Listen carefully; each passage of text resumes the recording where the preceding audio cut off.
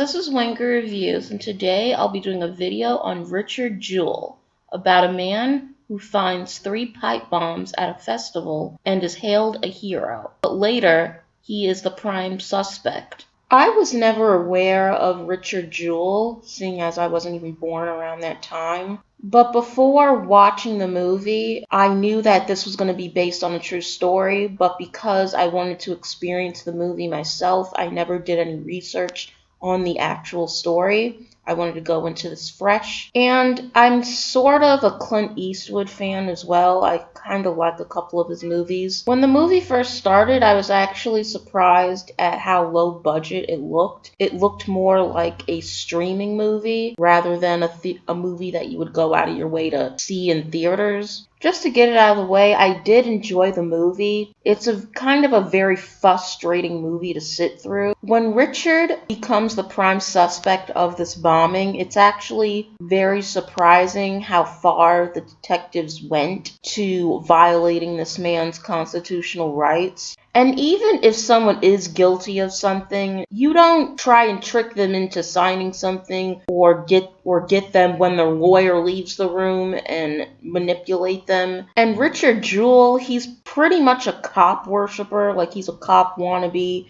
He respects authority, and he doesn't see any of this as red flags. He just sees them as these police officers, detectives doing their job because he wants to be them so bad, and his lawyer is frustrated with them. And that's what this movie is basically about the majority of the time. Like, the media is attacking him, his lawyer is trying to help him, and the detectives are doing everything they can to try and frame this guy. And then there's this reporter played by Olivia Wilde, and she's like one of the worst characters in this movie. She's incredibly unlikable and incredibly annoying, and I think Olivia Wilde did a great job portraying her. In my opinion, she is one of the main antagonists in this movie. Like, she was the domino effect that got the media to attack Richard Jewell. Kathy Bates plays his mother, and I thought Kathy Bates did an amazing job. There's one scene where she gives a speech